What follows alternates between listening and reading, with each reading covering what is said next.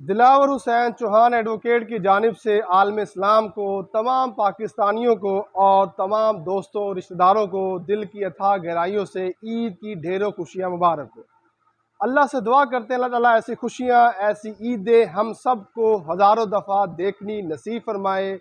تو سوال یہ پیدا ہوتا ہے، آج کل کے جو معاشی حالات ہیں عوام کے، آج کل جو عوام مہنگائی میں پس چکی ہے، وہ خوشیوں کو کیسے بڑھائے اور خوشیوں کو کیسے بانٹیں؟ دیکھیں، بڑا آسان فارمولہ ہے کہ جو شخص جس بھی جگہ پر ہے، اگر وہ معاشرے میں کنٹریبیوٹ کرنا شروع کر دے تو اس کی خوشیوں میں اضافہ ہو سکتا ہے۔ مثال کے طور پر اگر کوئی ڈاکٹر ہے، اگر وہ فری بعض دفعہ غریبوں کا علاج کرنا شروع کر دے، بعض دفعہ فری وہ میڈیکل ٹریٹمنٹ غریب لوگوں کی کر دے، تو اللہ تعالیٰ اس کی خوشیوں میں اضافہ کر دیتے ہیں۔ اسی طرح کوئی اگر وکیل ہے تو بعض دفعہ غریب لوگوں کے کیس فری میں فائٹ کر دے تو اللہ تعالیٰ اس کی خوشیوں میں اضافہ کر دیتے ہیں۔ اسی طرح اگر کوئی امیر آدمی ہے، اگر وہ اپنے علاقے میں بڑی فیکٹری لگا دے، وہاں پر لوگوں کو روزگار ملنا شروع ہو جائے تو اللہ تعالیٰ اس کی خوشیوں میں اضافہ کر دیتے ہیں، کیونکہ اس نے معاشرے کو کنٹریبیوٹ کرنا شروع کر دیا ہوتا ہے۔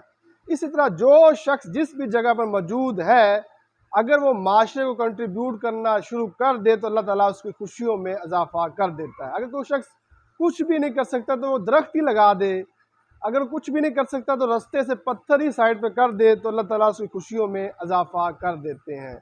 اس عید الاضحیٰ کے موقع پر قربانی کے ساتھ ساتھ آپ اپنی اناؤں کو بھی قربان کریں، آپ جھوٹ، غیبت، چغلی، حسد کو بھی قربان کر دیں اور مذہبی منافرت کو بھی قربان کر دیں تو اللہ تعالیٰ آپ کو بہت زیادہ خوش رکھے گا۔ Thank you.